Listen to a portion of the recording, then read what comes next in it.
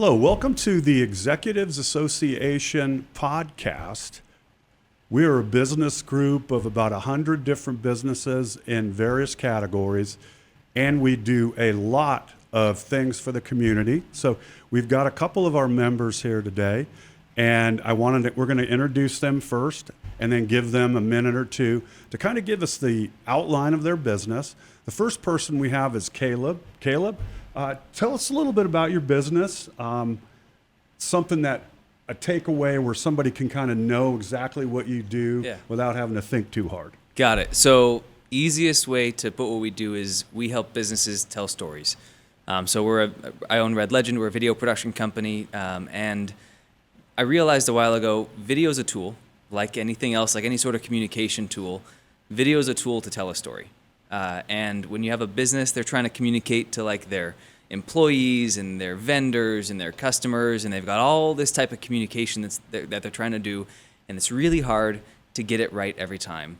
But if you tell it in a story, then it gets through. So that's what we do. We help businesses find the right story to tell and then put it on video so it just keeps telling itself over and over again. Great, and we're going to get into more of that too. Yeah. Dr. Ashley, go ahead.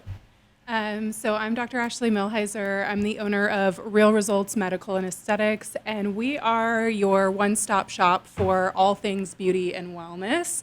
We're a team of naturopathic doctors, nurse injectors, and estheticians that work together to provide a 360 inside-out approach to any individual concern you may have. We offer a lot of different services. We have a full medical side that offers things like hormones, weight loss, IVs, gut health, diagnostic testing, anti-aging, medicine, and more.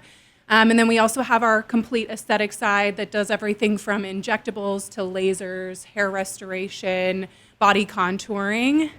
If you're looking for a place that really can solve all your problems under one hood, we're definitely your team. So you specialize in like really big, ugly people like me? That's what you can make me look like fantastic? We specialize in all kinds of kinds.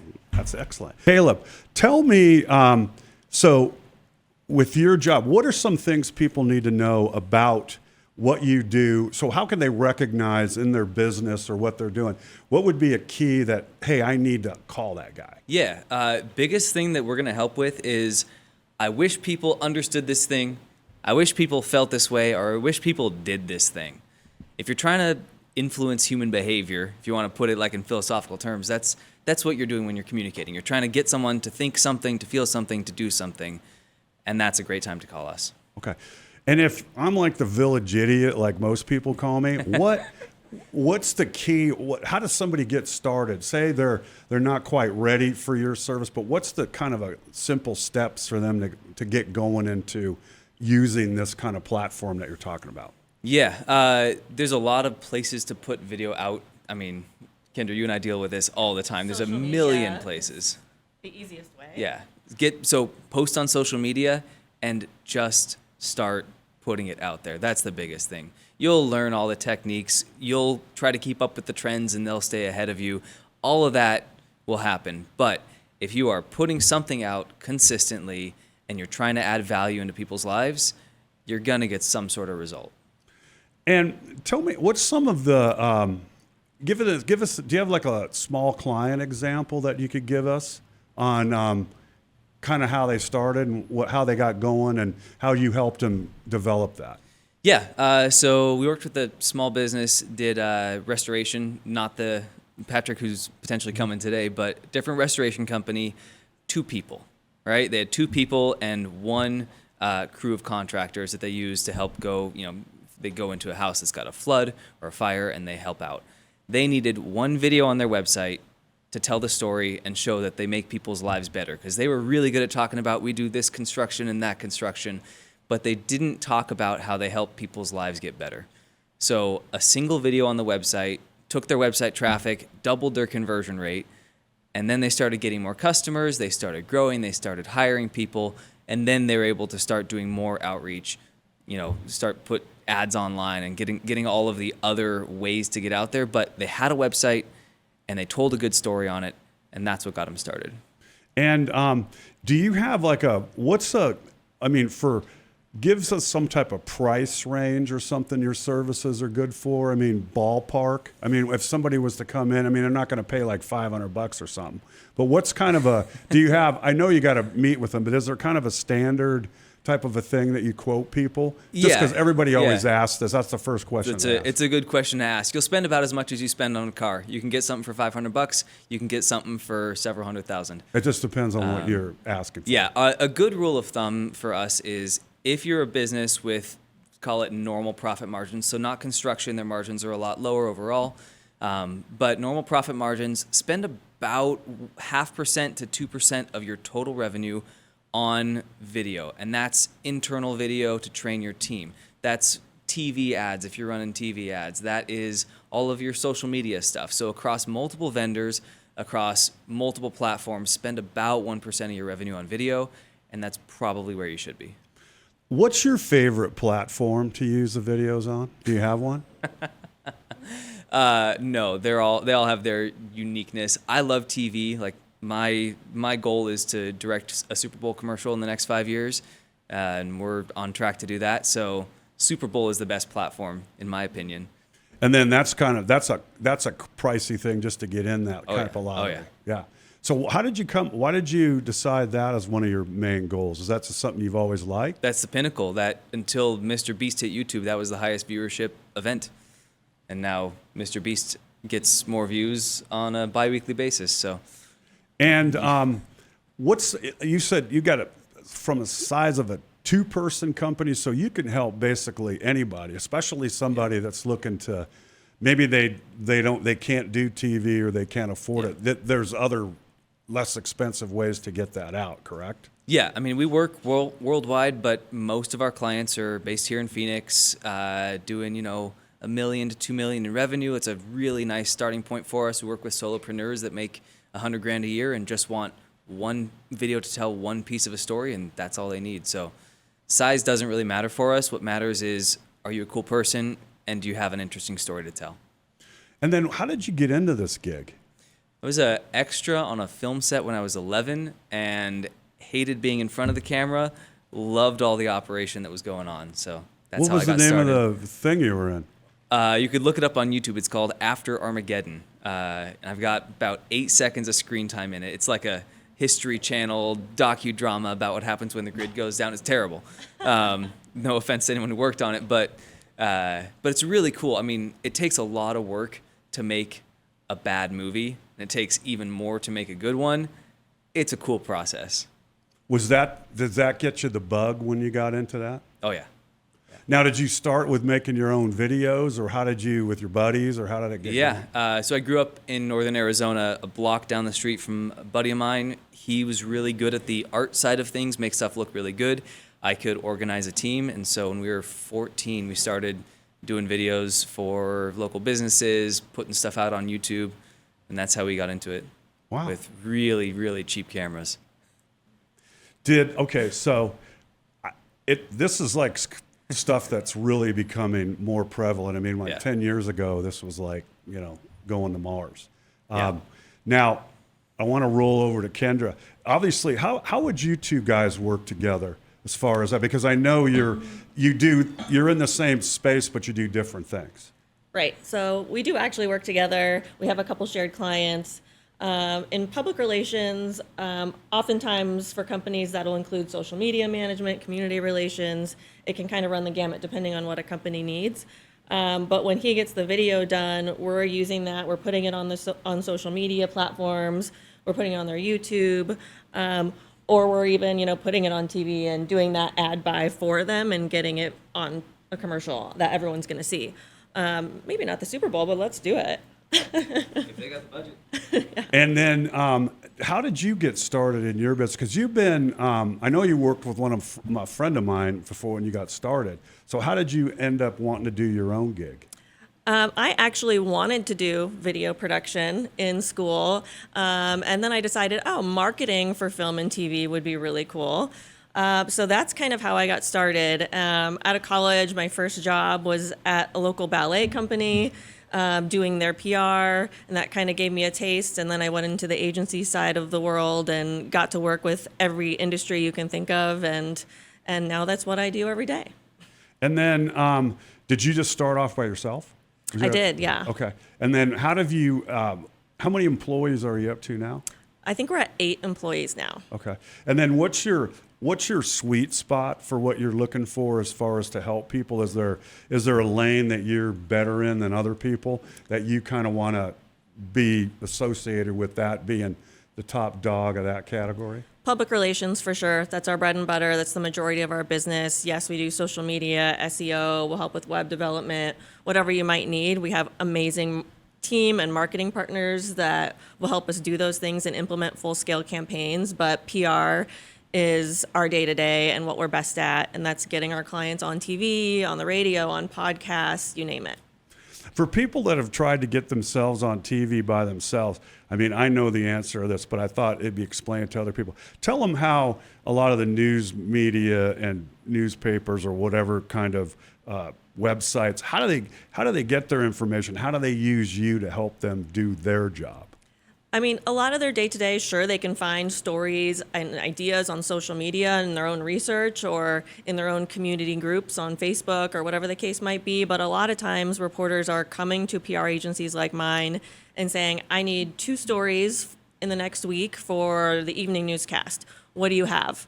What do your clients have going on? And we pitch them ideas based on what our clients have, what their stories are, and then that becomes the evening news story. And that's like in our group, we have a couple people that get on TV quite a bit, but they also have businesses that are quotable and everybody's asking about. Right. So it can be different. So an insurance company, for example, might not be as newsworthy as a Burns Pest Elimination, who might have a really gross case that goes viral. Or Russ Lyon Sotheby's, for example, who has an amazing $10 million home in Tempe. So it depends on the client, but like Caleb, we help everyone from the small independent business owner to the nationwide brands with storefronts from coast to coast. So it can vary. Do the gross stories of the bugs and stuff, they get a lot of attention? They do, yeah. I don't like having the photos on my computer, actually. The bed bugs story that we had here was a really bad case in Arizona, and it ended up going viral across the globe. Yeah, I've been taking a flashlight to the movies too, because I heard one of these theaters in town had them. So now I got to do a complete inspection before the movie starts. My wife thinks it's great. She has a great time with it. Yeah. It's always been a fascinating business, but where's the next breakthrough for PR business? What's the new toy that everybody's talking about? Podcasts. There's over 4 million in the U.S. alone, so the amount of play you can get on podcasts right now is much greater than what you could get on TV. So, for example, we booked one client on 6 different podcasts last week alone. Now, what do you do with the content when you get it, if you don't mind me asking? It's always social media. So a lot of times where clients will be like, well, I really want PR, but my customers don't watch the morning news. And we're like, well, that doesn't matter because you're going to do the morning news segment and then you take that video file and you put it on social media and you target your exact consumer. So that's where the benefits, not just the people that may see the podcast, it's actually cutting it up and using the pieces as a kind of like a bait to have people look at it. Yeah. And then just giving that credibility, that trusted third-party credibility from someone like an NBC or a Fox or a Bloomberg, because then you can put those logos on your website or in your e-newsletter and say, as seen on. And that gives consumers a lot of trust in you automatically. Now, how does your service work? Is it project related, month to month, or what's your preferred method of working with people? We do both. So we do ongoing monthly retainers where we work with businesses year round. We have event clients where we just work with them for 3 months leading up to the event and shortly thereafter. So it just depends on what they need and we can kind of customize it.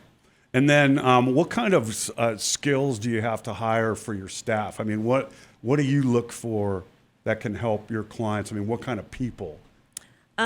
We always need great writers.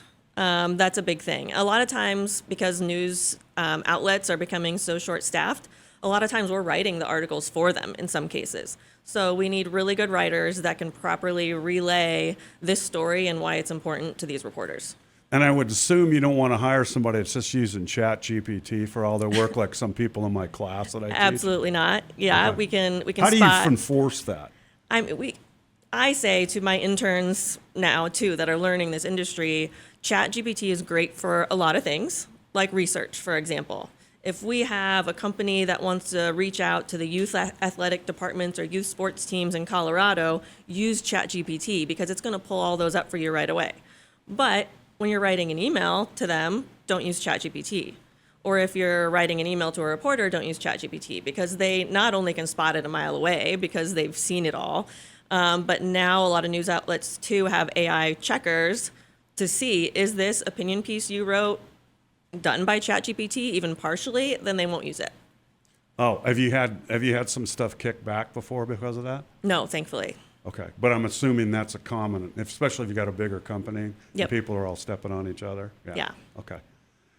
Okay, Doc, you're up. Give us, first of all, how did you get into this business? I mean, most people, and let me back up here. Tell us the difference between like MD and what you do, because that's something that confuses people. Yeah, so I always tell people there are, multiple types of doctor professions out there. There's MDs, there's DOs, and there's NDs, and we're all trying to get patients better, just the differences in the education and the approach. So we all go to medical school, but what we learn in that medical school might be very different. An MD and a DO are usually learning more drugs, surgery, disease identification, and management. We do learn, obviously, disease identification, management, pharmacology, which is the use of prescription medication, but we also learn nutrition, herbal medicine, how to manipulate like a chiropractor. It just gives us a much wider tool belt. Some people do acupuncture that are naturopathic doctors. So whenever I'm approaching a patient, I can really meet them where they're at, and I have a variety of different things I can offer to target one single issue. Now, I mean, I'm sure there's as many bad actors as there is MDs. Like, how do you distinguish yourself that, this is a legitimate business and not some snake oil thing like somebody would think? Well, I think that you could say the proof is in the pudding. I have grown 2 locations in under 2.5 years. And we have an incredible following, great clients, very happy people. Most of the business that we get really does come from our referrals. So people who are experiencing great results and the difference, and they're referring someone else in to get the same. Give me an example of what, like for, say this afternoon, obviously you have appointments and stuff. What are some of the typical appointments that come in for? Like, simple stuff versus a little bit more complex? Yeah, so we deal with a lot with hormone optimization. What I really like doing is someone might come in for one particular problem, and because we offer so many things, we get to move them through so many different parts of their health and really give them a holistic, inside-out 360 approach like I was talking about. I would say hormone optimization is one of the kind of main things that people first come to us for. Being naturopathic doctors, we work with anyone over the 18, so that might look like diet, lifestyle, supplementation recommendations, all the way up to, pellets, injectable hormone therapy, direct replacement. We do, a lot of peptide therapy, anti-aging medicine, people who are just wanting to slow down or reverse the clock a little bit. And then we have that full aesthetic side too. So what I really love is having both the medical and the aesthetic under one roof. We can give somebody a much more comprehensive plan. Like, for example, if a person was coming in with acne, they might go to their dermatologist and get like a topical skin routine or something like that. Their esthetician, they might get like a facial or peel or something that's going to help with that from a superficial level. And then they might also go to their doctor somewhere else and try to get, what's going on the inside maybe. With us, you're getting that all in one spot. So you have a team of people who are working together, communicating together to design one singular plan that you do in one place, right? I'm working with them on what does their diet look like, what does their gut health look like, what do their hormones look like, and also here's a good skin regimen for you. And if you'd like to see our esthetician, she can help you out with, getting rid of the acne and the scarring faster. Now, is that more of a comprehensive approach than just rubbing a bunch of drying cream on your face, which is what typically, or using the torch on people like me that are light-skinned? Let's just burn that off. Yeah. Yeah. I think we definitely yield better, more effective, long lasting results when beauty is skin deep, as they say, or, really your skin is a major organ of detoxification. So what's showing up on the skin is often a manifestation of what's going on inside. And most people, most of the time, are really starting on the outside approach. And that might help you get rid of that one pimple faster or something like that, but it's not going to stop the next one necessarily from popping up. So when you're treating it from both places, I just think you're going to get better results overall. Here's that question I was going to ask you that I thought of. I usually don't think of anything, the more I think, the worse the questions are. So this one was, suppose you have, like, a lot of people have a friend that struggles with their weight, and they always have to hear about it, and then they don't really do anything about it, or they use techniques that don't work. I mean, I have a technique that works with me, but it doesn't work with anybody. How do I tell somebody, hey, why don't you go see somebody like this? Well, I don't want to take the new Ozempics or stuff, but they're looking for something else. Like, give me the starter thing so I can kind of ease my way in. What would you have to tell that person? Yeah, so what I love about what we do, what I love about being a naturopathic doctor and just like I said, the wide range of services that we offer is that our number one goal is to meet the client or the patient where they're at in a way that works for their beliefs around treatment. So if they're not interested in starting a GLP-1, or they are, but they're worried about side effects or concerns or things, we're always taking a holistic approach. I'm talking about, let's get some blood work. Let's see why you're having issues with weight gain in the first place. Let's talk about your diet. I network a lot with personal trainers, and we have a lot of trainers that will provide, my clients like a free session or something just so they can kind of try it out. So we're really trying to provide them a team of individuals, because it really does take a team of support sometimes to make the changes necessary for people. So everything we do is completely customized to what's going to work best for that person and how they feel about treatment. Now, do you do what's the wand thing that reduces the fat? Do you guys do that? Wand. That's kind of like whatever they do. There's another company that advertises it where they show like a laser. Yeah, like a laser. Laser lipo. Yeah. We don't do laser lipo. We work from major fat loss more from a medical side. And then we do body contouring. We have the M-Sculpt Neo, which is a really cool device.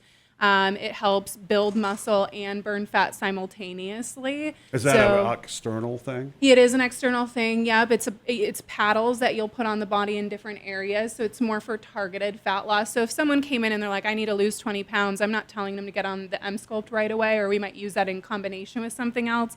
M-Sculpt really helps with a more targeted approach. Like, hey, I lost that 20 pounds. I've got 5 pounds to lose. I want to build some muscle. I want to tighten up like right here in this area. And we can get really targeted, which is sometimes hard for people, to lose fat in a specific area.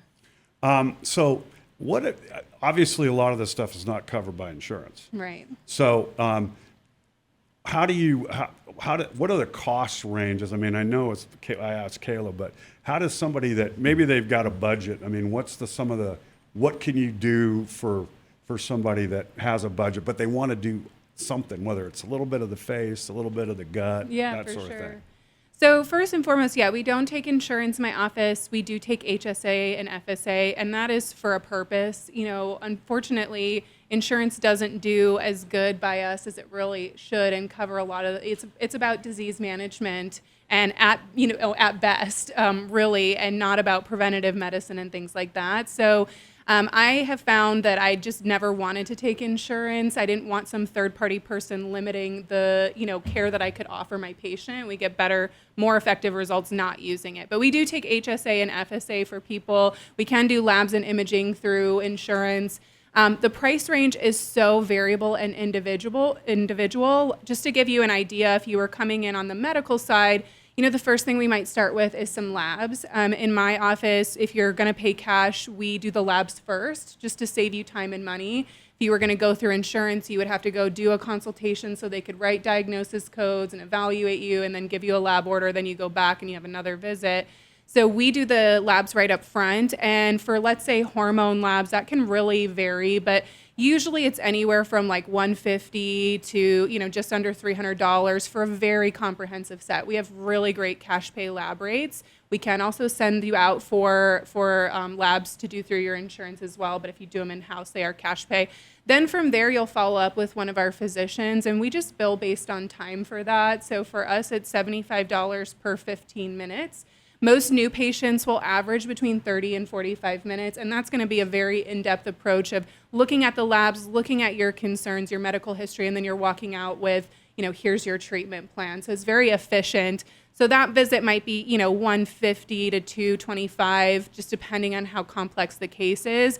As far as particular treatments, because we do so much, it's so variable. Like it could just be, here's some, lifestyle changes and a couple of supplements, and that might be, whatever cost, not super expensive, or, they could really want to dive in and do, anti-aging peptides and hormones. And, I have what I call my toe in the water people and my kitchen sink people.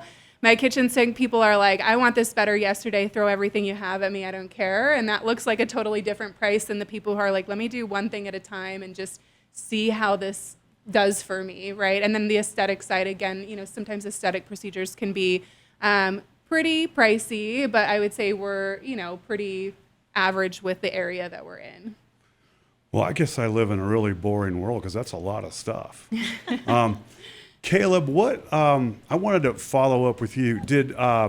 As far as what is your, especially in Phoenix, because you do a lot of business, where does the client have to be to where they're totally convinced that your service is going to help them? I mean, do they have to struggle themselves? Do they have to get, have a bad experience, or how does that work? It's a great question. So we have a 5-point checklist that we actually behind the scenes run all of our prospects through to see if they're a good fit. The number one thing that we look for is a lack of pretense and like a willingness to learn. There's a lot that hasn't been taught in how to tell a story. And a big part of our work is kind of redefining the way businesses tell stories worldwide, but we're starting here in Phoenix. If they understand that there is a better way to communicate, there's a better way to tell a story, there's a better way to get their message across to an audience, that's what we need. Some people get it. Some people need to struggle for 15, 20, 30 years before they get it. That's fine. But if they understand that they're trying to influence someone else's behavior and story is the right tool for that, typically they've got to try a bunch of marketing. They hire some people that get content out that honestly looks great and doesn't do anything. And they're like, well, why didn't I get any results? I got to be able to track my results. Yeah, they weren't set up with any sort of strategy from the beginning. They don't know what they're communicating, who they're communicating to, or why. They just know that it looks cool. Looking cool doesn't work the way it used to. 15 years ago, when I started in the industry, if you looked cool, that's enough, right? You were ahead of the game. Only a few people had digital cameras. No one knew how to use editing software. AI looks better than the stuff that I can film with my crew in their cameras. And it's getting better every day. But that's not what drives people. You're trying to change someone's behavior. Looking cool isn't going to do it. When did you buy something because you saw something that just looked cool? No, you bought it because it promised a transformation in your life. If you're doing business and you want people to purchase from you, you want people to work for you, you're having trouble attracting talent, you want partners to work with you better, you better promise them a change in their life. If you don't do that by telling a story, it's the only way to promise someone a transformation, what do you expect? It's like, oh, wow, that was cool, but they're gone. So say I own a company and we do a couple videos and stuff. How long is that effective, and when do we have to refresh all that stuff?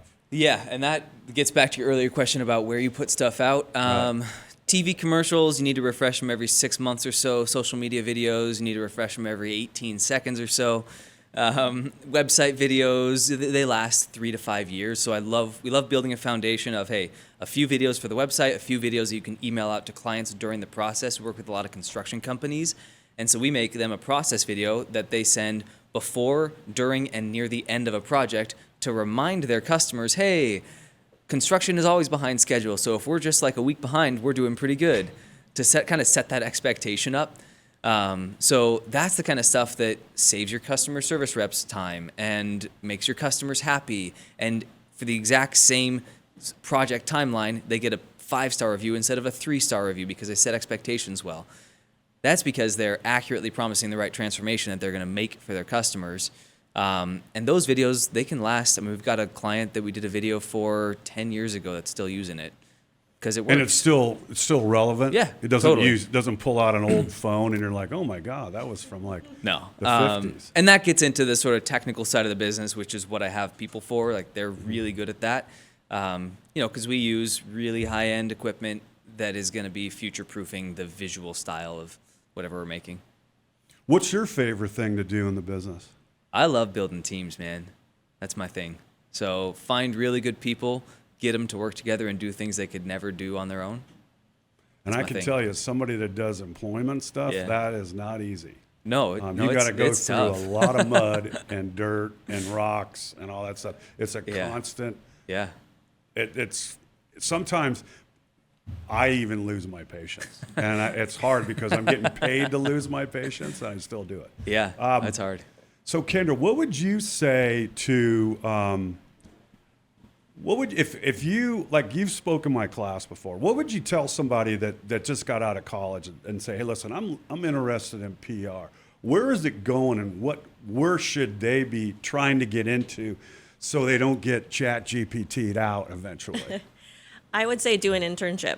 Absolutely. Get as much experience in the field as possible because even though there's colleges out there that do teach PR, I'm found that even writing a press release, some students aren't learning. And that's, PR 101.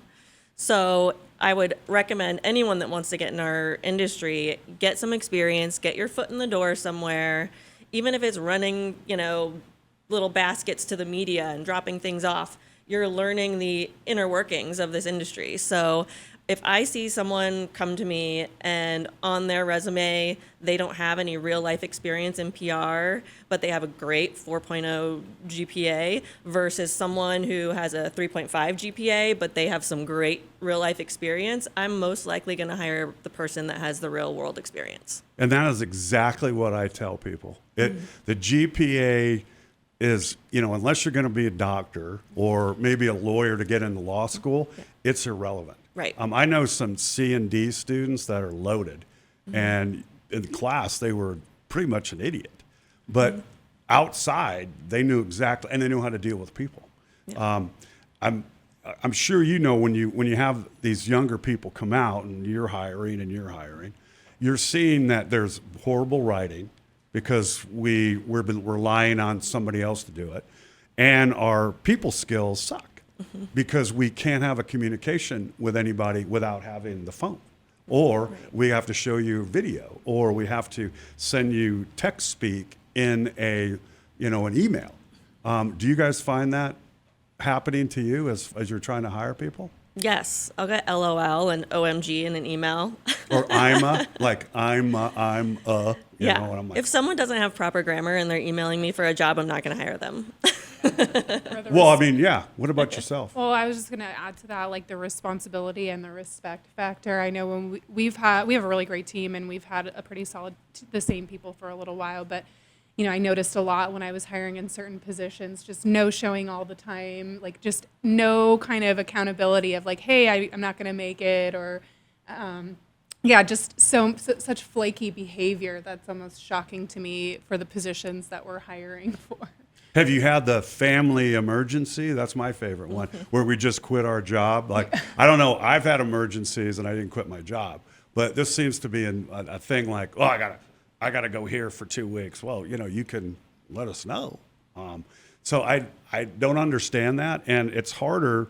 You guys probably know it's getting harder to hire people because now we're trying to use AI to stand in front, and really, they can't judge the feeling you get by actually talking to the person. Now, they might be able to someday, but right now they don't. So it becomes a little bit of a problem. Doc, what do you think? Who's your ideal client out there? I mean, who do you think you could help them? Well, say it's somebody that, they're almost 65, and they might be bald, kind of large. Pointing no fingers. What can you do for that person? Say they just want to. Definitely not. Refer immediately. They want to step their toe in, but they don't want to go, like the other. Just give me everything. Yeah, for sure. Yeah, so best place to start is either labs and or consult, just so that we can kind of assess, what's going on under the hood and what are your biggest concerns. It's interesting sometimes when you do consults with people, they don't know how bad they feel until they feel better. So sometimes people are like, well, I don't need anything. And then you're looking through and you're like, well, you don't sleep, you don't have energy, you drink caffeine all day. And they think this is just a normal part of life and aging. And it doesn't have to be. So our ideal client could be so many different things, but really anybody who's looking to optimize or improve the way they look, feel, move, prevent disease, or reverse aging. Now, do you find yourself in conflict with some of the MDs? Like if people go in and run some of the ideas by and then they get lectured or something, like, how doctors like to talk down to you? How do you deal with that? We get some of that. I think there's been, especially with COVID, a much bigger push back to naturopathic medicine, which is the oldest medicine. It's just modern science has kind of moved us away from that. And I think more and more, especially of the younger doctors, are pivoting to understand more about nutrition and these other things.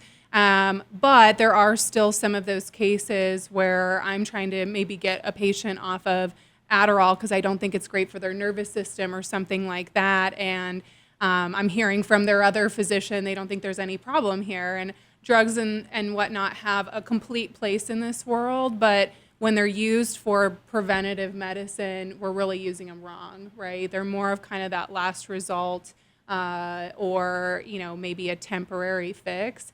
So it's just education for the patient. And at the end of the day, it's really up to the person what they want to do. And I'm not going to fight with another doctor on that. I'm just going to, hey, here's the reasons I'm thinking this. Here's the research behind that. Here are my thoughts. And whatever direction you want to go with that, really, it's your health. It's your choice. Well, about the Adderall I went to Catholic school for 6 years, and they had a salt lick made out of Adderall that was in next to my seat. Yes. So I know all about Yes. Adderall. Kendra, what your ideal client? Who is it? Is it better to have? You have more luck with the smaller companies or the bigger companies? What's the best? I mean, both. We have everyone from a Joe's Diner to a national brand that's going to be bought out by PE. So I mean, it can vary widely. And similar to Caleb, we're at the end of the day just looking to work with people that we enjoy and that understand the business and understand the point of PR and how it's going to help them grow and scale ultimately. So that's really what it's all about. And similar to what he said, as far as percentages go, for marketing overall, businesses should be spending 4 to 10% of their annual revenue on marketing. And that could be partially video, partially PR, partially community relations, partially social media. So, I mean, you can divide it up however you think is best, but we want companies that understand the value and, understand the credibility that's going to come along with it. Like 20 years ago, I think there wasn't as much where you could keep good statistics for programs like this. Is that changed? Can you monitor and say, here's what it's doing for you? Yeah. So for TV in particular, we know how many people were watching that TV segment live, and then of course you can put it on social media and then track those analytics as well. But for online stories, magazine stories, we know the potential viewership, but we don't know for a fact how many of those people actually picked it up and read that particular article. So there's still that missing piece, but we can give an approximation to how many people are going to see these news stories that you're in. And then we can also give a dollar amount in publicity value, because when someone sees an advertisement in a paper versus an article about the same company, they're going to trust the news article more than they will the advertisement, because the advertisement is them talking about how great they are, whereas the article is a reporter talking about how great they are. Now, I'm pretty sure you probably, but I'm not sure. I'm sure you work with Doc here. So she's got a lot of stuff going on. I mean, how do you focus and say, okay, we want to focus on, what are we going to focus on to get the best bang for the buck? How do you figure that out? Well, for each client, when we start working with you, we kind of go through, sit down and do a prep and planning meeting and say, what are your short-term goals? What are your long-term goals? What do you have coming up in the next 6 to 12 months? and let's write a timeline for the length of the contract. So we know this month we're going to talk about peptides. Next month we're going to talk about Botox. And the month after Is that a guy's thing? yeah, men getting Botox. Yeah. Oh, that's for me. It's a Yeah. trend. For I that need about a- 65-year-old bald guy. I need about that a you're referring to. 55-gallon drum of that. Yeah. Just dip you in it. Yeah, exactly. Yeah, so we kind of go through the campaign and, okay, how is this going to run? And of course, even though we have a plan, there's going to be last minute trending stories that maybe something is trending nationally that she can go on the local news and talk about. So it just depends because things will pop up and change, but we at least have a plan and then move Yeah, forward because from there. people always stop when they hear something like, they'll go, oh, hey, we got somebody on how you lose 100 pounds, and then, oh, I'm going to come watch it. Just because they're interested, or they're going to say, what's the grossest thing in your hotel room? That's the other one that I like to watch. Caleb, same question to you. Like, when you meet with a client, what are you trying to find out? The pain points? How do you and what do you put together for them to make them feel comfortable using your service? Yeah, it really comes back to what are you trying to do with the business? You trying to get more customers? Great. There's about 7 different stories that you tell to get more customers and 7 different places you put those stories out. You're trying to attract talent because you have a bunch of work, but you can't find anyone to work for you. There's 3 stories that you tell to attract talent and 3 places you put them out. So anything in the marketing and sales, that's a huge one, right? We need more people coming in, or we need a better close rate on the people who do come in. You've got your sort of operations, which is, how are we motivating our internal people to work efficiently, to work really hard, and any sort of training content that we have. You train someone well, they're going to work 10% more efficiently. That's a huge impact on the bottom line. So we'll do that. Or if you're trying to expand into a new location, hire people, we help with that. So support business growth. What challenges do you see for your business in the next 18 to 24 months? We're prepping to open up location number 2. We've got about 2 years left before that goes live. I'm looking at Salt Lake City right now. So Lord knows what challenges we're going to face, but plenty. Yeah. It's for us, we're really picky about who we hire. I mean, it's worth paying a lot more than average to get someone who's way better. So finding the right people that fit the culture, that understand the vision, that have the right worldview, and that want to work really hard, that's probably the hardest thing for us. But that's also my favorite part of the job, is just get to meet great creatives and disqualify them until we find someone who's a perfect fit. Great. And same question for you, Kendra. On hiring? No, on challenges you see for the next 18 for your business. Oh, challenges. Thankfully, hiring is not one of them. I always have a great pool of candidates and independent contractors that can write well and tell stories in our way. And so that's never a problem for me. I think the big challenge right now is we're opening an office space in Scottsdale. So what's that going to look like for my team that's entirely remote? And who's going to come in, who's going to not? I don't want to be there every day, so I'm not going to make everyone else be there every day. So, things like that of how is this going to shift the culture of the entire agency, and also how is it maybe going to help us get more clients or a different type of client?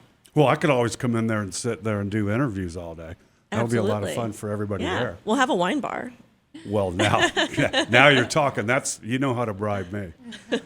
Doc, what about you? Next 18 to 24 months, what do you see as a challenge? Yeah, on the medical and aesthetic side, just in general, it's always an ongoing, evolving challenge of keeping up with trends and new research and things that are changing, regulations, all of that stuff is constantly evolving within the medical field, especially on the aesthetic side right now. So just trying to keep up and keep on top of that. You just get a handle of one thing, and then it's like, well, here's the next new thing.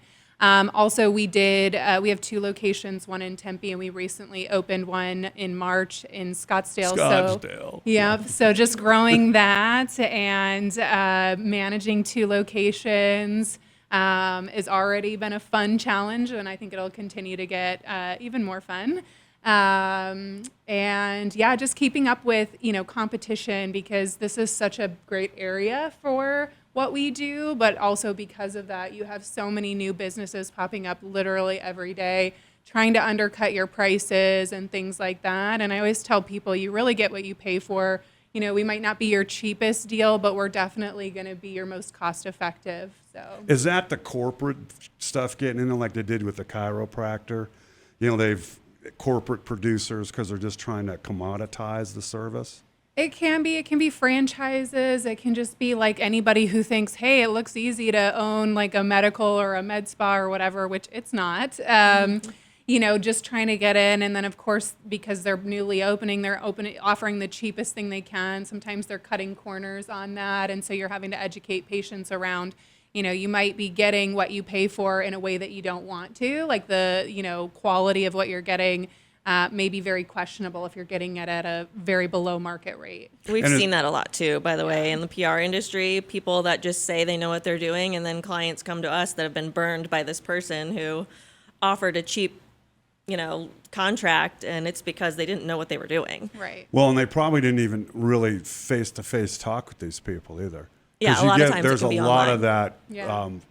you know, clickbaiting things to get people to do stuff. In all things, in the medical too. And that's part, you know, telemedicine is great, but there are some things that I just don't think are managed well over telemedicine. I don't really love weight loss over telemedicine because there's so much that goes into weight loss. You know, are you watching how much muscle mass this person is losing? Are you paying attention to these other factors? And if they're just telling you a number on a scale because you've never met this person before, like you're really doing them a disservice. So, Well, like that hims and hers thing as well. Oh, yeah. Yeah, I know. I got a buddy of mine that does that. Yeah. And he's getting all these, he's got the whole shooting match there that he's taken. And I'm like, dude, I mean, you might Give him have my a card. stroke in your Just car and nobody's going to find you. Yeah. So, yeah, I it mean, can get really scary. this you are the know. same people that complain about how their utensils are dirty, but then they'll take a pill that somebody mailed them. It Right. just, I can't, Oh, yeah. I can't figure that out. We see that with testosterone a lot too. They're Oh, getting yeah. it from their gym bro. And I'm like, you're injecting this stuff. And I used to work with a lot of bodybuilders who, you know, bodybuilders can be a little cheap and they just want to get their stuff from the guy they know. And it's always third party tested and high quality. And it just never matches up on the labs with where it should. And I'm like, you're just really, the risk that you're running is much more expensive than the cost it would be to just go to somebody and get good care. Well, when the guy starts acting like a horse out in the parking lot, then you'll know where he got his stuff, probably from a vet. Yeah, exactly. Okay, just to kind of go around one more time before we finish up. Caleb, tell us what, if there was something you could tell a future customer out there, what would it be, and what kind of advice would you give them to get into the type of service that you offer? Yeah, start thinking about everything from your customer's perspective. That's the number one thing.